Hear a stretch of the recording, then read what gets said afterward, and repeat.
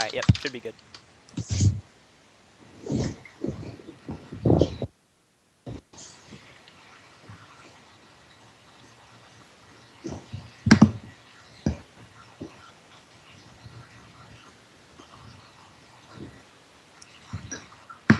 Good.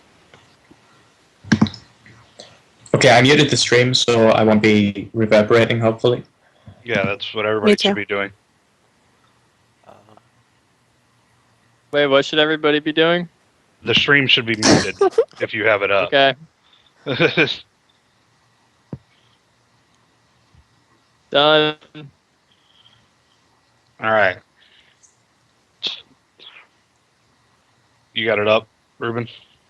Yeah. We've been live. I told you we were going live like 2 minutes ago. Okay. No, I was making sure. All right. All right, everybody. Welcome to the first episode of the BTBtv weekly show. Today we will be discussing several things that you guys have been asking about and what our future and plans are for BTB.net.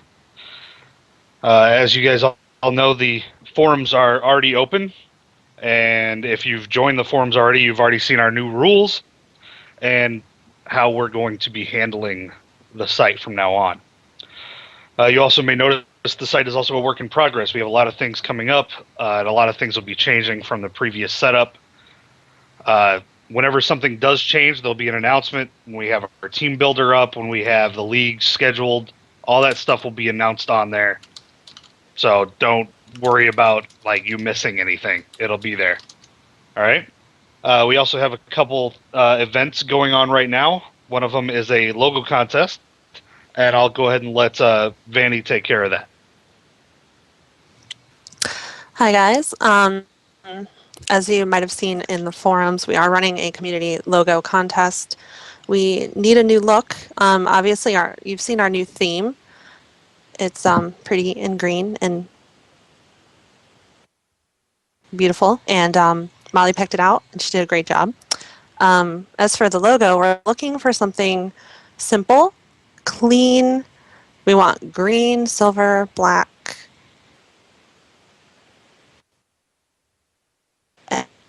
and we're just looking for the little, symbol. We've been getting some entries. They're more like themes, screenshots, and things of the like. They're pretty. We really like them, and we might use them. But if you can find some time to go play around Photoshop, make us up something to just use to symbolize BigTeamBattle.net, and if what you create gets chosen, you will win 1,600 Microsoft points and 30 games worth of double EXP. So go out there and make pretty things and send them to us, please. All right. Thank you, Vanny. Also, you may have noticed that we have a lot of new staff coming up that have joined us. Some of them are here on the show, and some of them are new moderators, and some are just league staff. Vanny, if you want to go ahead and introduce our department heads and their teams, that would be great. All right.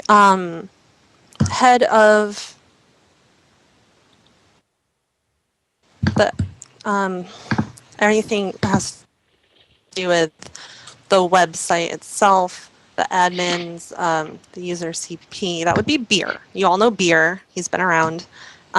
He's the one who's going to be making things, in charge of making things pretty on the site, fixing broken links, things like that. And working with him, we have Carbon and Siktrosky. And then for forum moderation, our department head for that would be Danger Boy. And our new moderators and super mods would be Hexodus, Disclaimer, Beer, Swoko, Noir, and Mao and myself. And for media, streams, public relations, the Twitter feed, Mao was in charge of that. And working with him, you have most of us here on the show. You've got Eli, Mania, me and Audley. And then down the road, when we start working on tourneys and leagues, we have matches and mediation will be run by Sictrosity. And working with him, you'll have Sandman, Random Black Man, who now is known as RBM, and Noir. Maps and settings, obviously, you have Matt Clan here. And working with him, we have Hexadus, Mackie, Disclaimer, and Mania. And then organization and administration for the future leagues and tourneys, you have me. And working with me, you'll have Jenny Bunny and Swoko. And you'll notice I didn't name Molly anywhere. Molly, she's still owner of the site, and she still does stuff on the site. But a list of people I just gave you, and it's also up on the forums for you to see as well. Any questions, concerns, anything at all, PM us. Just leave Molly alone. Anything sent to Molly, she will just forward to us. So make sure, anything that has to do with the league, send it to me. Maps and settings, send it to Matt Clan. Matches and mediation, send it to Sictrosity. Something's wrong with the site, send it to Beer. Got a problem on the forums, Danger Boy, and if you have a concern or a question with Media Streams PR, Twitter, you're going to contact them out. So if you could do that for us, that would be great. And you can also use the talk to staff, like always, and we will get back to you with any questions, concerns, comments of the like, anything like that.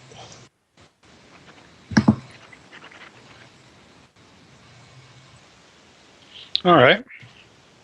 Thank you, Vanny, for giving us that. Now is the part where almost everybody's been waiting for. Everybody's got a million questions about this stuff, I'm sure. Ruben and Matt Clan will be discussing our map and game types and where you can find those and the testing that we will have. You guys want to go ahead and take over there? All right.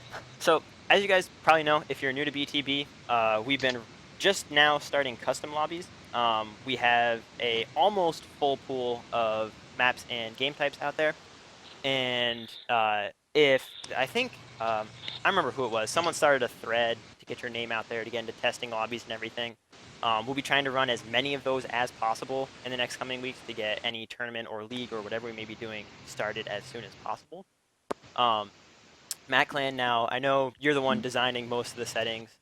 Is there anything you'd like to say about any maps or game types you've implemented?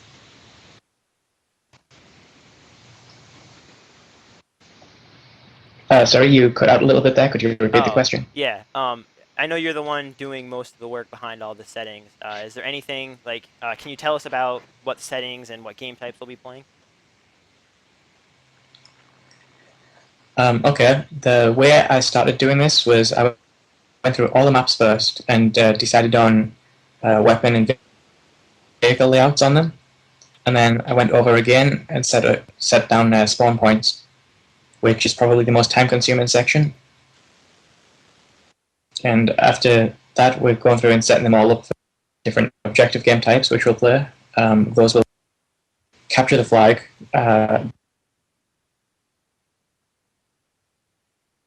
Dominion, and Extraction isn't playable just yet, but we'll have that done sometime tomorrow or early on Monday. So on Monday, we will release the official V1 settings for people to play, and we won't make any further changes to those until there's been a considerable amount of games played on them and quite a lot of feedback's been generated. That way we can hopefully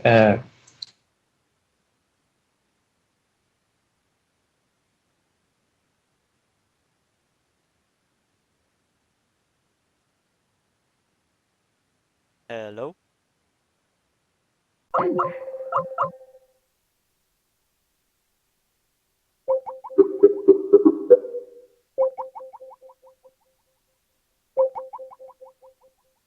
Okay. Did I just drop from the call? No, nobody dropped from the call. I did. Whoops. Did you? Because I can still hear you. I dropped. Okay, but we're back. I don't know. It told me there was something wrong with the call. I don't know what happened. All right. All better. Matt Clan died. Okay. One map we could touch on is forged maps. First, we're going to make sure that all the disc maps and any future DLC play pretty strongly. And then when it comes to forge maps, we do want to include them, preferably at least one on each different canvas. So that will be one map on impact, one on ravine, and one on erosion. Preferably all fairly unique in their designs. And if possible, we're going to be very selective about the quality of forge maps this time around, because they really have to be they have to be of a certain quality in order to meet the standards of the disc maps. We can't afford to have things looking out of place or just playing poorly or any oversights that some forges would make. Because we really want this to seem as professional and run it as effectively as possible with no room for complaints from players. Right. And now Did you hang did you want to cover like some of the player settings and what maps you actually have already done? Well, as far as the maps go, spawns are on all of the maps right now, which would be currently Complex, Exile, Meltdown,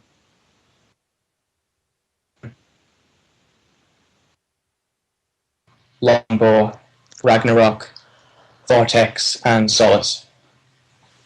As for settings, we're going with just a single players, which consists currently of the battle rifle, the Magnum as a secondary, 2 frag grenades, no armor start, and the only tactical package, the resupply upgrade, and we don't have a support upgrade currently. As far as personal ordnance goes, we are currently using that with 150 points required for a personal ordnance, and you'll get a choice of 3 armor abilities. On the left, there will be the thruster pack. If you push down, you'll get Promethean Vision, and pushing to the right will get a hard light shield. All right. And that's all we've got on settings for that for now. Right, It's pretty simple. Our player movement and damage and everything, is all that just default? All of that is default except for shield recharge time, which has been reduced to 4 seconds. I believe it's somewhere between 5 and 6 seconds by default, which is fairly slow, especially the Slayer game types with instant respawn. We had this problem in Reach where the shield recharge time, it took longer to wait for the shields to begin to recharge than it did for players to respawn in a Slayer game. And obviously we can't fix that at all in this game with instance. Yeah, right. Yeah, I remember that being like a real. So we're just going to minimize the Slayer game. Right, we had recharge time at like the maximum of what it, like the fastest it could be in Reach, and that still wasn't fast enough. Yeah, because it didn't affect the. Yeah, it was only, it didn't. Time that it took for the shields to start recharging. Yeah. Yeah, but now those 2 options are separate in Halo 4, so that's really good for us. That is great news. Great news. All right. Except instant spawn, meaning of course, yeah, it's a spawn. No amount of reducing the time will really fix that issue. Yeah. That's a different one of its own. Right. All right. We also have some of you may want to know what other options we have for the Twitch channel and what else we're going to be doing on this. Several of the things we'll be doing is, first we have we'll be doing game type and map walkthroughs. That will be for every map and every game type, and we'll show you where everything is and basic layout of each map for each game type. That'll be on here available. It'll also be available on our YouTube page. We'll also do highlight videos and match the week commentary, which Ruben and Mania and Oddly will be doing. Ruben and Mania and Oddly, right? Me twice. yeah, nice. Eli, Mania, and Go Audley home, will be Rob. You're doing. drunk. Yeah. You guys want to talk about what kind of stuff you guys will be covering on like the match of the week commentary? Eli, Audley, Mania.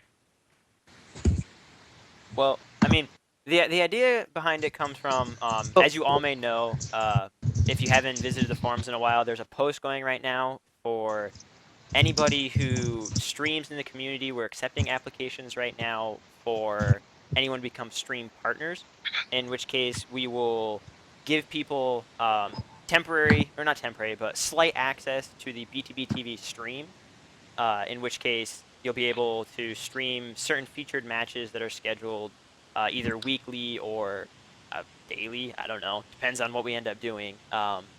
That then certain matches you'll be the one streamer for that match, and then either we'll choose players from that match, or if someone else in a different match ends up having like a great game, we may end up inviting them on the show, or just doing commentaries ourselves of the show, or not the show, of the match from their point of view.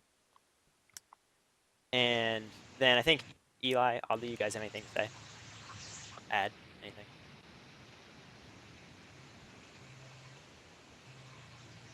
Did we just drop? No. I'll be jumping in as the play-by-play commentator while either you or Eli will be doing the color commentary, delving more into why people are doing what they're doing, while I just keep to the action, keeping everyone entertained while they watch the stream. And hopefully we can, as you said, get one of the players from within the game, specifically whoever's point of view it is, to join in and explain their own individual thought processes over the course of the game. Yeah, sounds about right. So we'll have two main commentators on every episode, plus the best player from the teams possibly stating his own gameplay. Yep. Right. We'll also be doing a top 10. Oh, Loud. yeah. Holy shit. Is that better? No. Okay.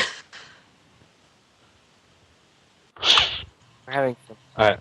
difficulties with sound currently, Rob. Yeah. I think we need to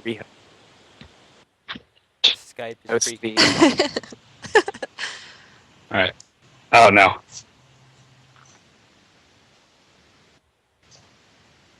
You That's should whisper. Okay, I That might think. Seemed clear enough and not too loud. Right. All right. We'll also have a top 10 covering on here. I think Eli will be hosting that basically. work. Yep. You want me to talk about it? Yeah, I would like you to talk about how people. Okay. Got it? I can't ever tell if people have stopped talking or if the stream's just cutting off. My bad. Yeah, so we're going to be doing a top 10 submissions. We'll go through BTB.net. I think we decided we're going to have a thread for each top 10 episode to submit clips to, and then I will go through and select the top 10 and do a commentary over them, right? I think T-Sang Mao is going to be helping me with that. Yeah. Sing meow.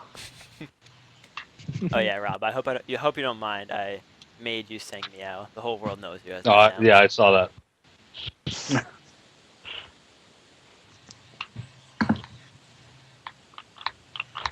All right. Well, what I'd like to do now is tell you guys about a segment of this show that I hope becomes very popular. It's called Big Stream Battle, in which, oddly, we'll be taking on a different guest each week in order to debate a subject. This week's opponent would be Matt Clan, and their subject will be personal ordnance drops. Rob, may I interject for one moment? Sure.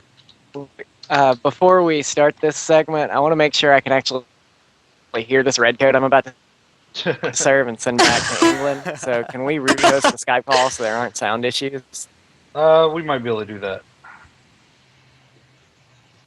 Oh no. This may totally screw the pictures. I don't know. Someone might come back as saying meow when they're not saying meow, but that's okay.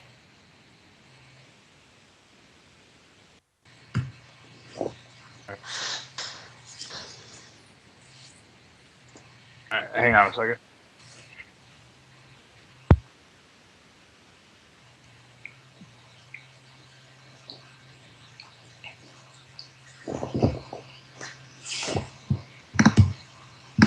I hear like water running. What is that?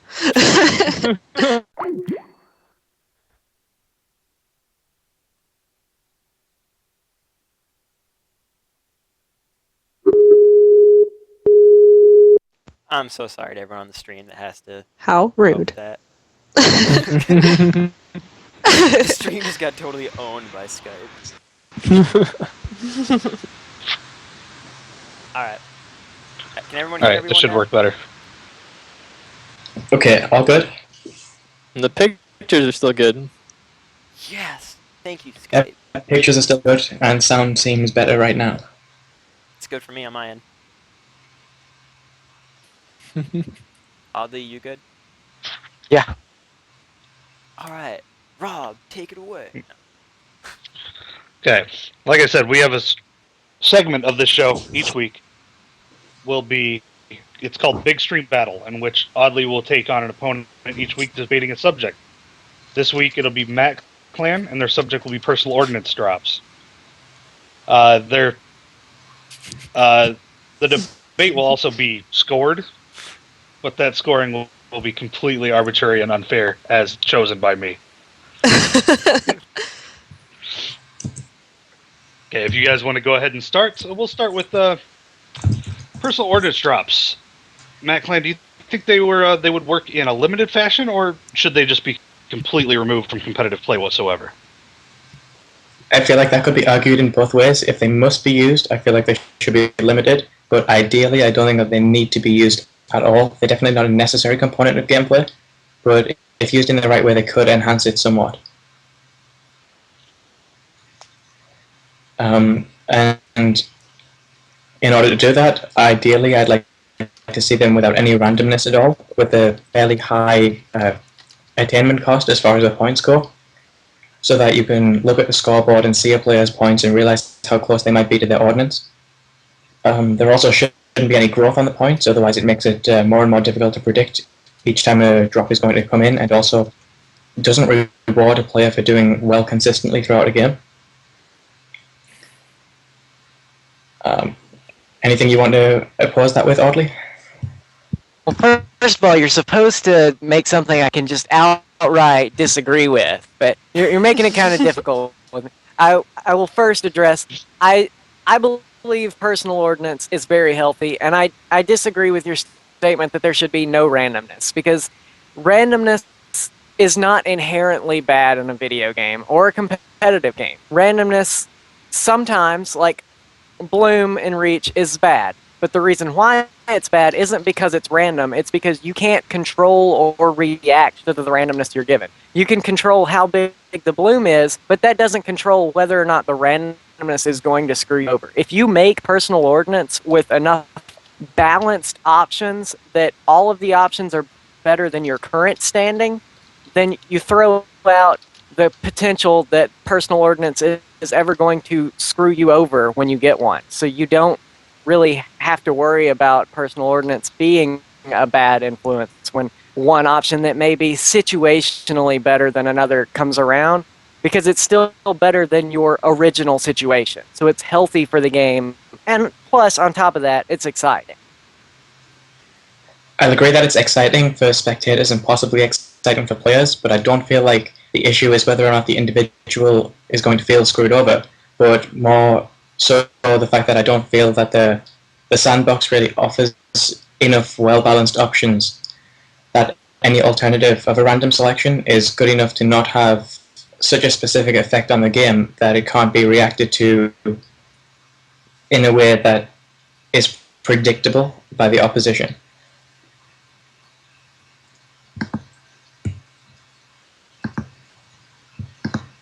What do you mean by not predictable by the opposition, because you mentioned in your original point that the whole point of the scoring system for it be a certain set amount being able to tell when the opponent has their personal ordnance. Are you saying that you don't want them to, or you don't think they can tell general idea of what the person's going to have or when they have it, or what are you trying to say here? Mostly the fact that I feel that if you include weapons in it at all, it has the potential to have, or even power-ups, it has the potential to have too much of an impact on the game at any given point that an opponent doesn't necessarily know about, especially a small weapon like the sticky detonator, which isn't particularly immediately visible on the player model. It's not as noticeable as, say, a railgun slung over the back. The sticky detonator, you can tell just armor abilities, which aren't noticeable from the front at all, but I don't feel that they have as much of an impact on gameplay at any given moment as something as powerful as one of the weapons in this sandbox would. All right. First, I'll address your point on the sticky detonator. The sticky detonator may not be immediately visible. You can tell the person's holding what appears to be a pistol, but the sound is unmistakable. You can't hear a sticky detonator and think, oh, I bet that guy has a magnum. And onto the topic of armor abilities, I disagree with your statement that they're less impactful, because when they, well, I won't disagree that they're less impactful. I'll agree to that. But when you die with them, they're gone. So there was no risk to you whatsoever for picking that armor ability over any other choice. You're not going to lose the advantage you had. So that kind of creates a slippery slope where you just gave someone an advantage for doing well. Whereas if you had let them choose a weapon, if they died with that weapon, they have dropped that onto the battlefield where the opponents can pick that up and do well with it, and you've just lost your advantage that you gained for doing well. You got rid of your free gift for doing well. Do you feel as though any of those weapons are really impactful enough in a team scenario, especially in a big team scenario, that they would be worthwhile controlling in such a way, or keeping alive with, staying alive with? Because I don't. I feel like the advantage is better suit. Those are much more individually tailored items, whereas although some armor abilities are individually empowering, such as the thruster pack, or even the shield, the other alternative of Promethean vision or potentially a jetpack allows for much more synergy with a teammate or two, in order to further the overall goal of a team, rather than just firepower. I'd say the thruster isn't very impactful at all in the case of a big team setting, because you have such a large map in most cases, except for complex, which you've apparently thrown into the settings. We'll have to talk about that another time, though.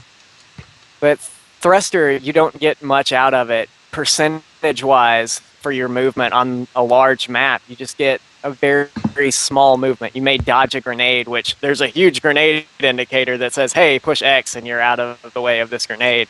But compared to, say, Promethean vision, where you can see before you go through Shotgun Cave on Ragnarok that somebody is underneath the Pelican rather than on top of it, that's a big advantage compared to the thruster. I would say those two aren't balanced, personally. Thruster back has a pretty good synergy with speed boosts, though, and we will be placing some of those on certain maps.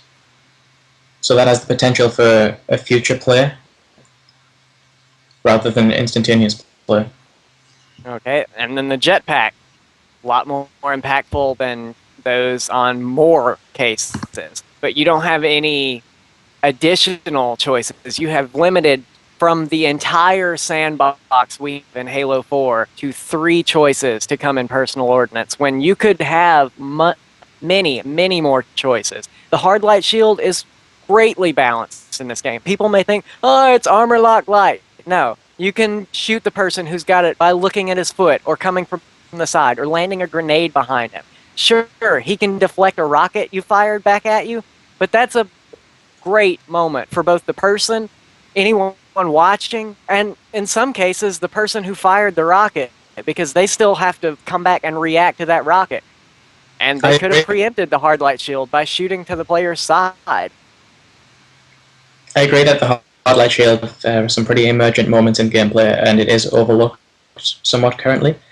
But as for the expansion of the sandbox via personal ordnance, I believe that you could better accomplish that by placing items on the map for players to pick up and control rather than to gift them randomly from a varied selection of ordnance.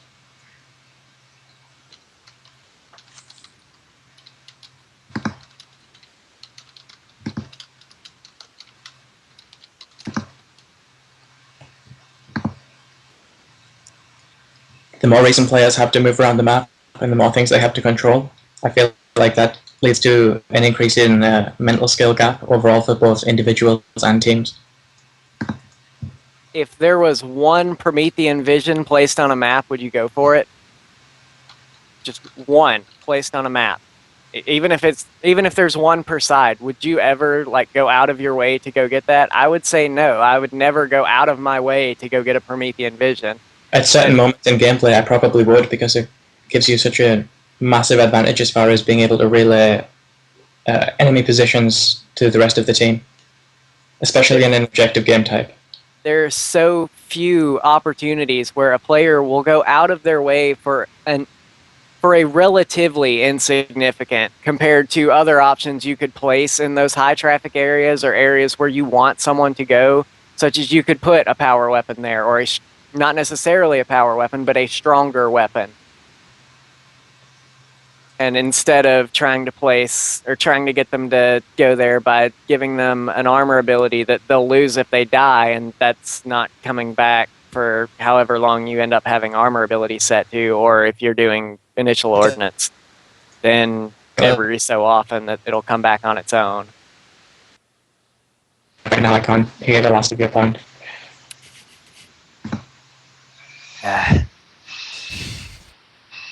I said there's less incentive to move to go get that if you know it won't be there anymore when you die, or you like your teammate won't be able to pick it up and still use it, where if you died with, say, a sniper or any other sort of long-range weapon that can fight back against vehicles or other players, your teammates can go get that from you after you've died.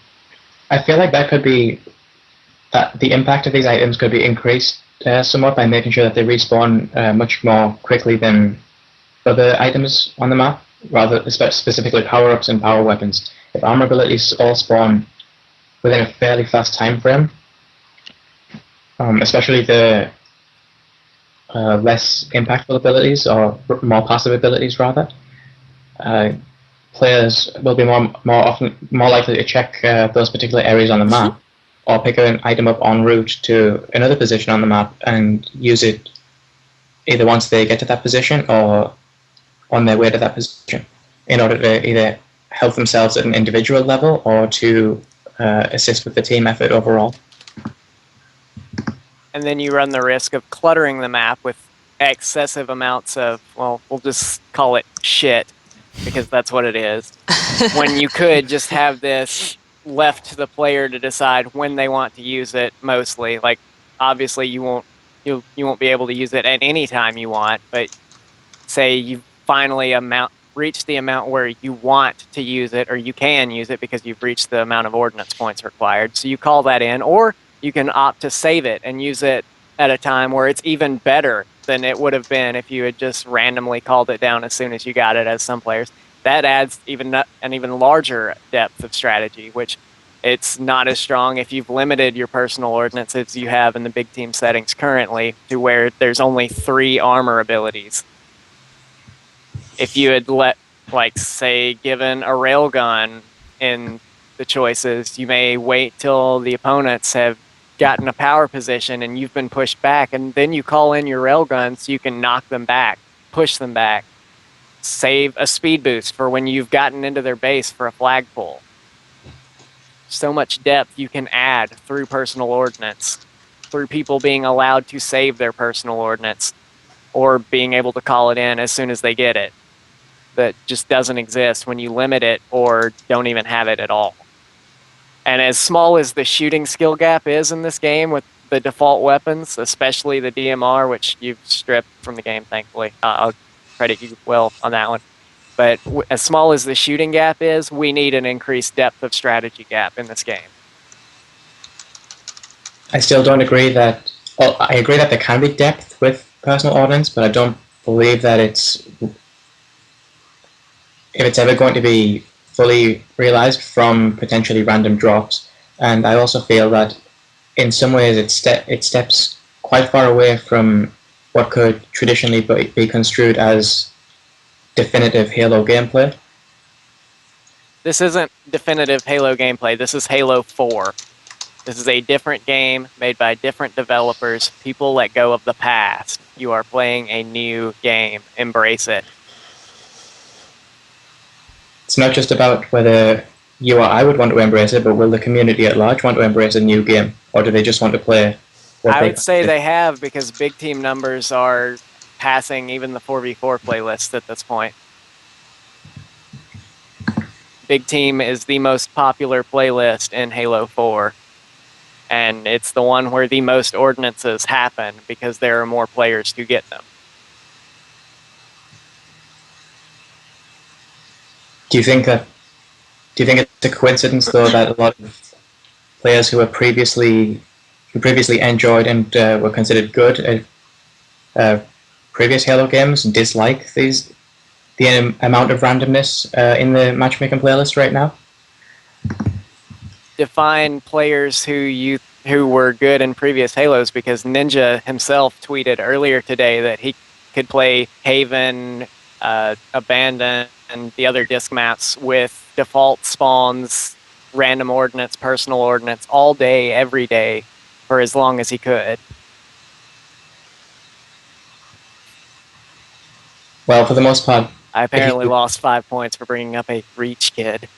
You lose 5 points for using Ninja as your example.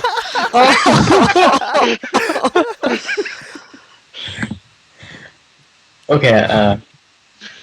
Well, any forum that you go to around the internet, even Halo Waypoint forums, you can see plenty of complaints regarding the randomness that's inherent in matchmaking, in both personal ordnance and world ordnance. But the world ordnance is a different topic, so let's not get into that. But one of the biggest complaints that although not relevant to the way that either you or I would prefer to have personal ordnance set up if in use, is simply the fact that it does afford individual players too much of an ability to spin the momentum of a game in their own team's favor. Isn't that a good thing? Shouldn't players be able to carry their team? It shouldn't be a game where only a team could win. While the better team will always prevail, the individual player should have his chance to shine in this game. He shouldn't be completely drowned out by the fact that it's a team game and, he needs his teammates to help him ever get a kill. Should he only get those chances to shine when he is given a random option to select from of a new weapon? He should get those chances whenever he's earned those chances, and if you're starting with the BR, which is already hard enough to kill with from a range, then you're not going to get it with your rifle. You're going to have to use some kind of stronger weapon or power-up or ability, and if you can't get to those points on the map because your team are being held back, that's a great time for personal ordnance. It'll let you open up an opportunity for your team.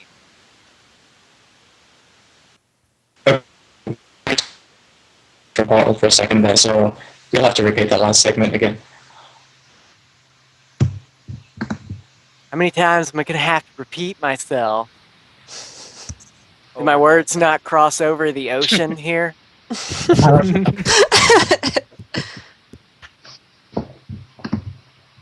Alright, what I said was, those players aren't going to always get the opportunities, especially not with the default rifle, as I had already said. But if their team is being pushed back, they're not going to have the chance to go get the weapons placed on the map to open up those opportunities. So what better way to allow them to get those weapons than with personal ordnance? Change the spawn system on the map, or change the weapon placement on the map. Make adjustments that allow the game to flow better for both the winning and the losing team, and keep options available. The spawn system won't help you get to the middle of the map if the other 7 players on your team are doing poorly. I'm hoping MacLane's not suggesting dynamic spawns. No matter how he'll lose like all of his points.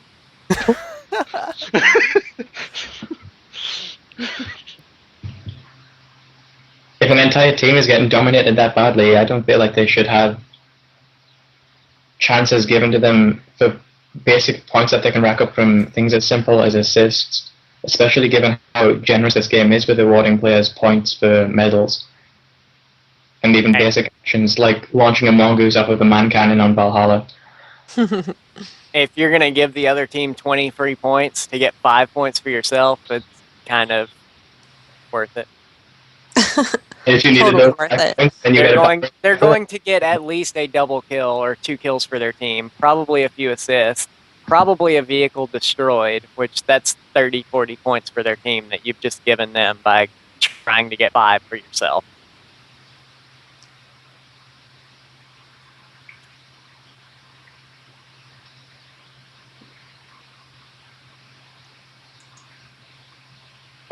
Okay, so you feel that players should be able to be given opportunities to fight back even when they're pretty heavily down? If this individual player is doing well enough to prove he deserves that opportunity, hell yes. But do players need to be rewarded for doing well in the first place when they're doing well in a If they're doing well in a game where the rest of their team isn't, hell yes. But doesn't that allow for snowballing? I mean, what if all the players on one team are doing well? Doesn't that just increase the gap you're going to get? Yes, which also allows those players to be encouraged to end that game more quickly rather than just sit on the hill on Valhalla and just passively wait for the other team to try to push, or to just passively wait on Avalanche for the other team to position themselves just barely enough to get sniped. I know I'm using Halo 3 maps for an example here, my mistake. But stellar map design right there. It's not like we've been given any greater choices here in Halo 4. Longbows just the same as Avalanche with a wider keyhole and a smaller horseshoe. If games are close, teams are gonna sit back. Teams are not going to push unless they've got a reason to push, and there won't always be completely changed. Oh my god! Somehow, all they got 20 points. We're back. No. Exploit just shit the bed. No. PJ didn't hit us. Oh, so while we're all looking at this picture before it goes away, BTB, that's a logo, something like that, guys. Okay, but prettier and newer and shinier. Okay. Enter. Go. Rob, you were asking? I was asking at what point during a game do you guys think that the personal ordnance would have the biggest impact? Personally, I feel like it has the biggest impact either in the mid to late game when teams could be fairly evenly matched and it won't take much to cause a swing in either direction, or for the winning team to consolidate the lead significantly, or right at the end game when it would allow the winning team to significantly pull away and ensure that the other team can't possibly break out for however long is left on the clock, or until the last few kills are earned, or even the last objective scored, such as if a flag's part way across the map. Of course, this is all theoretical, depending on the contents of the personal ordnance being powerful enough to make a player like this. I feel it would have the greatest impact at push opportunities, such as when a new power weapon is coming up, or when you're going for a flag, or say there's been a stalemate for a short amount of time, and you see one player that you may think, hey, if I had X weapon or X power up, I could push him right now, or I could out-juke him, or I could bait him if I had a thruster, if I had a jetpack, if I had hard light shield. I think they would be best at forcing opportunities when otherwise opportunities wouldn't be there, even if those were placed on the map, because people would know, hey, they've got this open to them. The personal ordnance would allow a certain degree of unexpectedness, not necessarily unpredictability. You can hear when a personal ordnance has landed on a map and know, hey, they just got a personal ordnance. They're going to have something coming up, but you won't know what it is they're about to come with. So they can surprise you. The game won't be completely predictable, and that's going to make it both exciting for anyone who ends up watching. It's going to make it exciting for the person playing, even if they get kind of screwed over by the fact that they just got outplayed by the guy with the personal ordnance. They're going to enjoy that moment trying to fight the guy who's pushing through with the personal ordnance he just called down. And the person who's pushing is going to have a damn good time pushing through and finally getting map control back when he couldn't because they knew exactly what was going to come. I disagree. If I was either of those players in that situation, I would feel fairly cheated, either as the player on the receiving end of the ordnance push or as the player who got the ordnance, because it wouldn't feel like I'd earned that fairly, because there's no predictability. Well, yeah, if it's got random selections, there's no predictability as to what I'm going to get. And I could get something that fits that situation as best as possible, whereas the other options may not fit that situation well at all. And if I got that option, or even if I got the options that didn't fit the situation, I would feel fairly cheated either way, because it would be either an undeserved turnaround, an undeserved successful push, or if the personal ordnance was set up correctly, then you would have 3 options that are better than what you're sitting on at the current moment. It doesn't matter if it's the optimal solution, it's going to be better and it's going to encourage you to do something with it. Especially if it's something like an overshield that can time out if you just sit on it. I could agree with power-ups promoting aggression due to the timeout, but a lot of the medium-tier weapons, I suppose, in the sandbox, I feel promote just putting them in the back pocket and using them in very specific situations, especially the railgun and the sticky detonator, and even the concussion rifle. I feel like all of those are very situational weapons that, although they've been upgraded to, say, a Magnum secondary, they're not going to drastically change the way you play the game, but not immediately upon calling them in unless you're already in a position very useful to use that specific weapon. And even then, all 3 of them differ slightly in ideal range and method of use. They all still allow you to get a kill where a rifle... They allow you to get a kill faster than having the rifle would have allowed you to do, which means you can push 1 guy or 2 guys one-on-one, and it's going to improve your chance to fight. Trying to limit personal ordnance in this game is limiting what Halo 4 allows for us. You need to unleash Halo 4 and allow this game to be played the way the developers intended, even if their design isn't the best. Slayer, let's go. Exactly the way I'm not saying saying there should be rockets or binary rifles to spawn in personal ordnance. That would be stupid. That would be foolish. That would be completely not fun or competitive for anyone.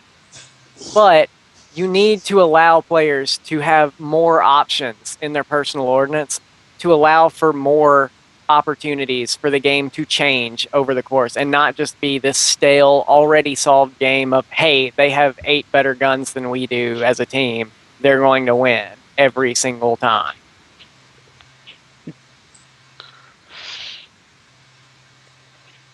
How often do you think those scenarios actually come into play, where one team is completely dominating the other so badly that they have all the weapons on the map? And do you really feel that the opposing team should have a chance to fight back in that scenario if they're outplayed so badly? Would it not be better for the game to just end quickly, for that team to take their win and move on and hopefully have a better match the next round? Based off yours and Rob's own statements, them getting personal ordnance would allow them to end the game more quickly. What are you bringing me into this for? I didn't say nothing. You said something along those lines earlier, moderator. Pretty sure that would only apply if they got ordnance that was better than what their opponents potentially could earn, and that there weren't other effects in play that could mitigate the effect of those ordnance drops. If you have 8 different power weapons that an entire enemy team can have, there's already other problems in big team. Yep. And that's what BTBnet is for. At that, we'll call the debate an end.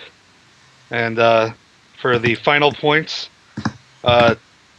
we will have Matt Clan at 18, And oddly at 27. Not that it really matters. Whose Just can't big believe you team brought is up it OG. anyway? Right. For the last few minutes here, we will go ahead and take some questions from the chat, and we'll get some people to answer those questions for you. Go ahead and take care of that for us, Vanny and Ruben. You guys can alternate from thread questions and forum and chat questions. All right. Ruben, if you could be so awesome as to read those questions to me, because I may or may not have accidentally closed your Google Doc. Oh my God. Hearts. She wants the doc. Wow. Negative 27 everyone. points for Oddly. I retroactively award this to Oddly Matt Clan. just gave Vanny the doc. Plus 10 point. Okay. So for our first question from the forums, we have Sandman asking, with the recent playtests happening over the last few days and the new BTB settings created, do you feel as if we're going down the same path with Halo Reach, in a sense that it'll take a decent amount of time and experimenting till the right fit is found for competitive BTB? I would say you and Matt Clan could probably answer that the best. I don't feel like it's going to take as significantly long of a time, simply because we have a pretty good idea of how to work through the settings and the spawn system already, especially thanks to Audley and his work on the spawns recently. And we're also going to be hopefully coordinating with other competitive communities such as MLG to try to come to an agreement as to the overall state of competitive Halo settings and utilize the similar settings across the board in all competitive game types, which should help increase the overlap that we can have between players of different game types. And also gives us more of a template to work with as far as settings goes. And as for maps, that's always going to be something that's going to change based on the emergent gameplay that different teams provide and the different strategies that they come up with. And eventually things will be broken or become useless and possibly need changing to fit with the current metagame. But for the most part, I don't think it's going to take too long to have official an initial offering of settings out. In fact, I'd like to say that the remind everybody that the V1 settings will be released on Monday, and that people should scrim on those as often as possible. Get games in, upload films, post feedback, everything that you want to do that can contribute to help making the maps and settings better in the end. Nobody should hold back from that. Yeah, and definitely along those lines, the kind of feedback we want is, we found such and such glitch on a map, can you please block it off? Or there seems to be, like, I think we've got good feedback on Ragnarok right now. I think was it Asian that was posting a lot about how... Asian suggested moving the Pelican in Forge. I don't consider... Well, minus that idea, but like they found that through their testing, one side has a benefit to getting to laser over the other, and like suiciding it off the ledge. I think it's blue side. Yeah, you side. and so like that's the kind of feedback we want. We don't want, we lost a game, take the Wraith off the goddamn map. It's so broken. Like give us an explanation why you feel something's broken, not just that you may have lost a game. At the very least, if you are going to give feedback, say what you did over the course of the game, because even that is just a ton of beneficial feedback toward improving the game. Because if the people making the game types know what player tendencies are, it's a lot easier to cater to or counter those tendencies. Even better, upload a video. I don't mind going into people's file shares and downloading videos to watch and see exactly what happened through the course of a game. And just one last thing, I agree totally with Matt Clan on this won't take as long as Reach, because, I mean, even though there's a lot of glitches in Halo 4, I also don't have to wait for a title update to make the game remotely fun for players. The core gameplay is pretty solid. Because, like, right now, Halo 4 is fun, it's just broken in a couple ways. Like, Halo Reach was just shitty. Like, there's nothing we could do about it. Alright, Vanny, have you found any from the chat? But it's not... Rob? It's the settings and stuff that are messed up for Halo 4. It's not the core game itself. It's not like Instant respawn. it's not like that's a setting. Honestly, that's No, something we that can- should if it barring the fact that the option doesn't work, that's an option that's broken. Actually, Not it the technically game. isn't. Instant respawn technically isn't an option. Based on the way Is that not in Forge for you to change what the spawn time is? It just doesn't work properly.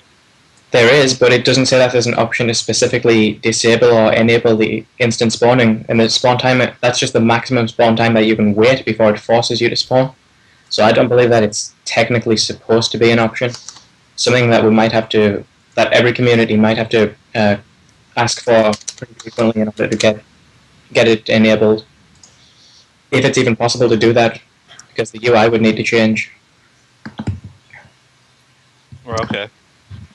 Which I know was something that's why they avoided a lot of toggles in Reach, simply because the UI couldn't be changed very easily. So if they do fix it, I think they'll do it the way they did with Reach's title updated game types and release a game type that has the instant spawn turned off, that we can't affect from the user end. So it could take a while to get that.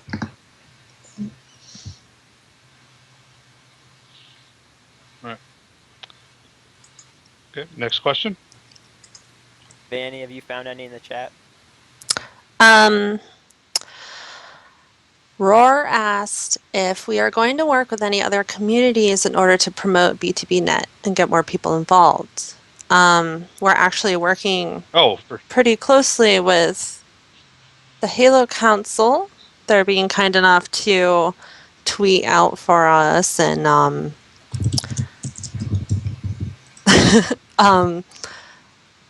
we are working together pretty well with them.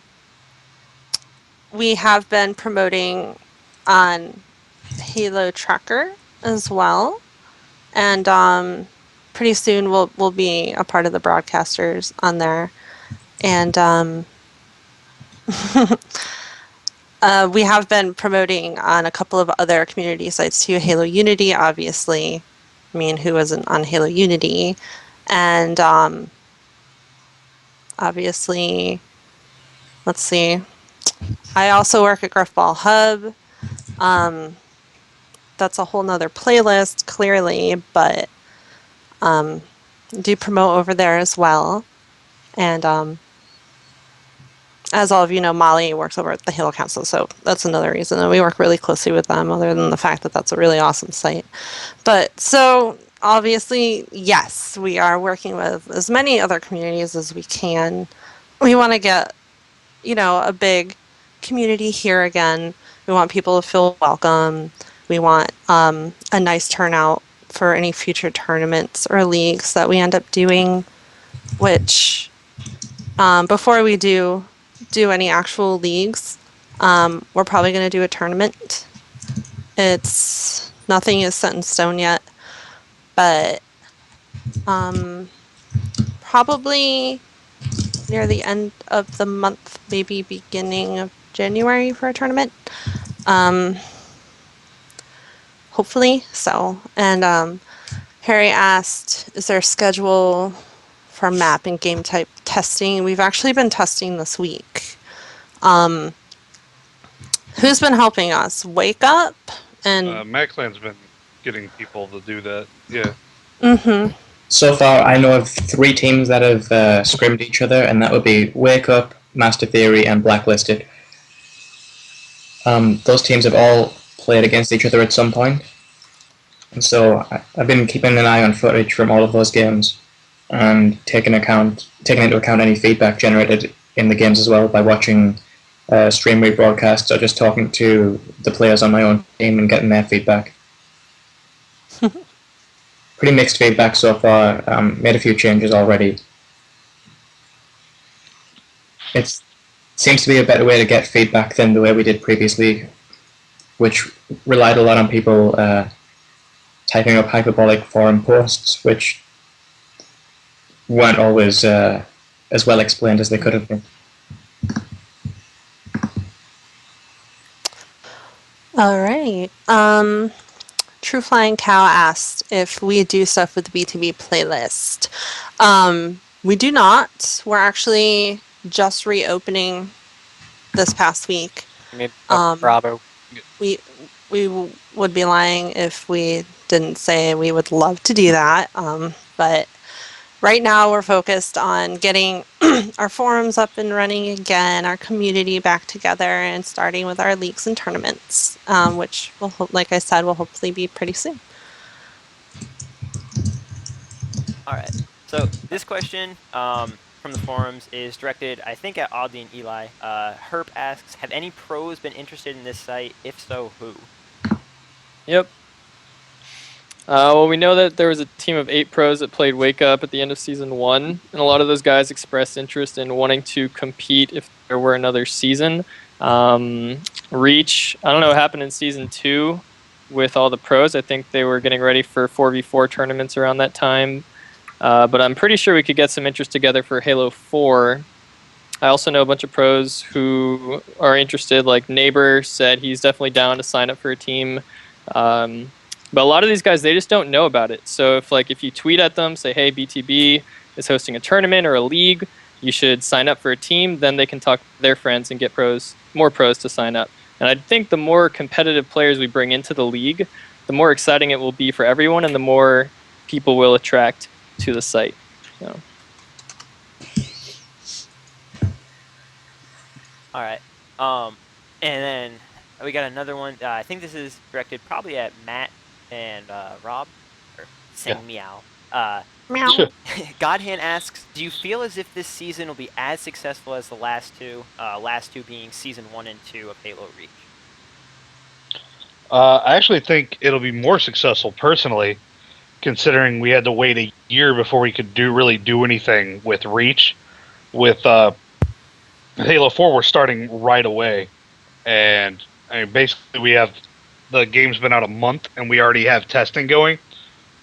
I see and especially since, let's be honest, matchmaking kind of sucks, and we're going to be able to provide something that matchmaking is not.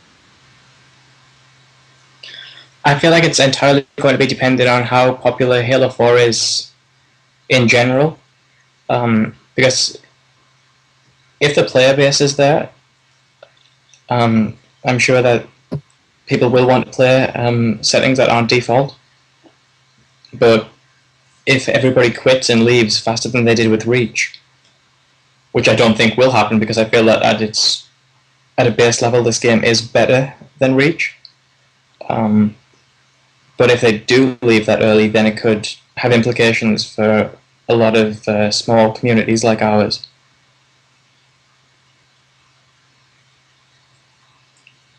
Okay. Kind of a little spin-off of that. Godhand also asks, do you believe teams will be as motivated to participate in Halo 4 BTB as they were with Reach?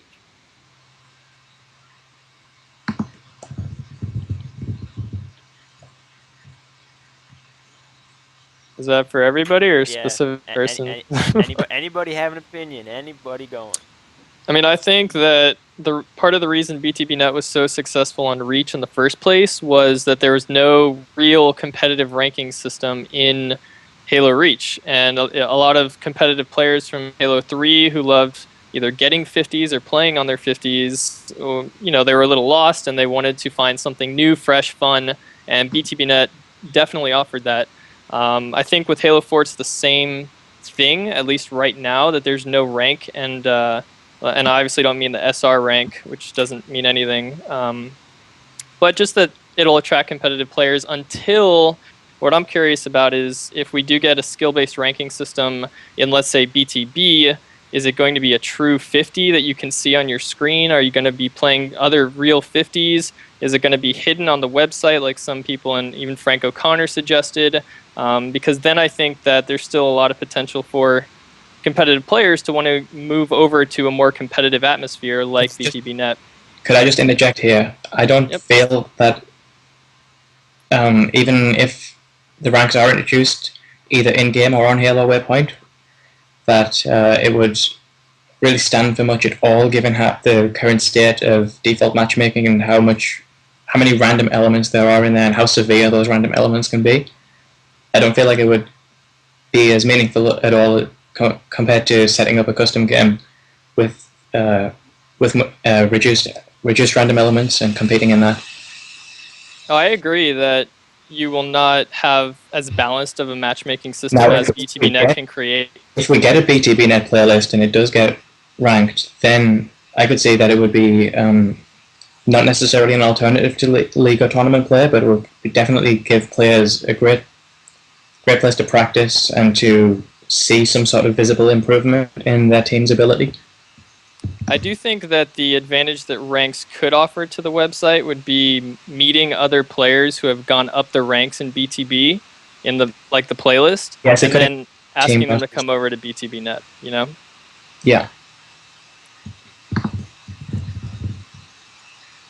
All right. Another one from the forums. Incubad asks, what kind of tournament style are we planning on using? Is it depending on the number of teams? He has round robin, bracket, full season. Well, for our first tournament, we're hoping to just do a double elim, and we're going to use the tournament turnout to determine what we're going to choose to do with our next league. We're hoping that with the fact that it's a new game and there's so many people playing it and they're looking for a way to get away from matchmaking, that we'll have a lot of teams sign up. And we're probably going to lean towards having 2 divisions again. We don't want to scare the new people away with like the really good established teams and have anybody get discouraged. I wouldn't want to play them either.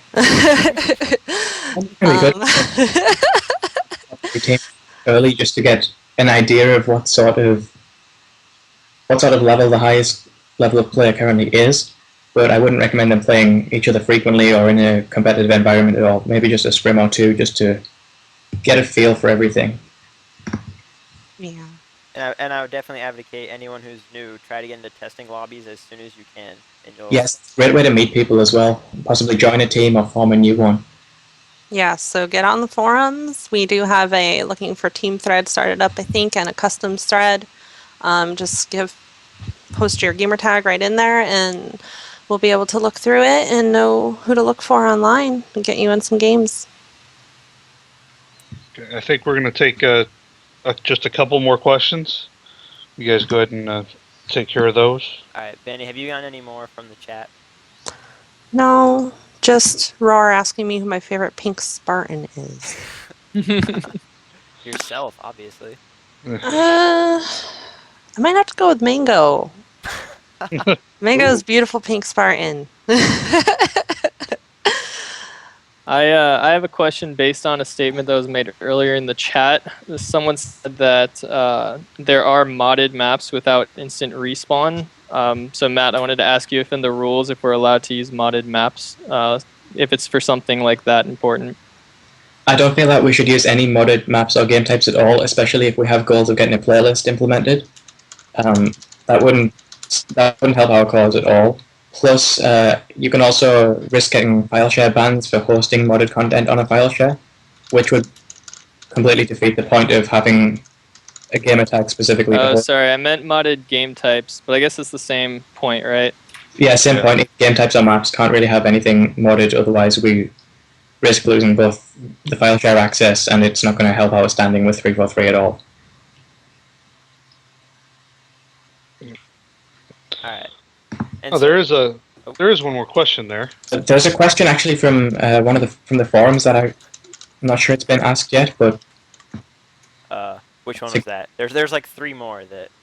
Yeah, will there be any way to get VOD of the matches? Oh, expand on that a little bit, Ruben. Yeah.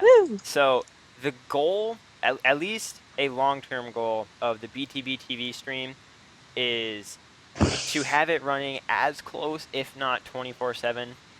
So if we have any match gameplays at all, so what we're going to be asking people to do is, if you play in a league tournament, testing lobby match, something like scrim, whatever, if you feel like it was a good game, i.e. not a boring game where two teams sat on their side of the maps and ended up tying after 15 minutes, but if it'd be something exciting that people would want to watch, we would ask you to let us know that it's in your file share, and we'll be downloading it, capping it, and running it on this stream when there's actually no featured match or podcast or debate or anything going on at that time. So, yeah, pretty much. Will there be ways to get VODs? If you want to download the broadcasts, I guess you could get VOD that way, or you can just check into the BTB stream, and they'll most likely be streaming something. Right. We'll also be uploading video to our YouTube page as well, so you can find things there whenever you want.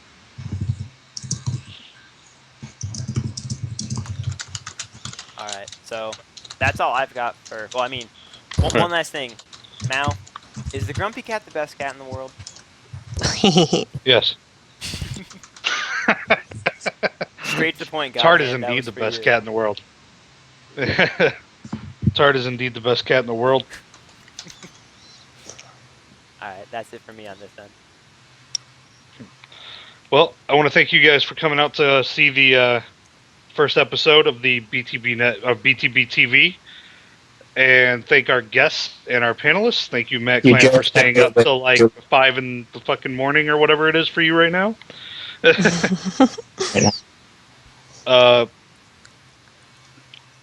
And we'll have another one next week. Hope you guys come back for that. All right. Thanks, guys. All right. Bye. Bye. Got it. Bye, everybody.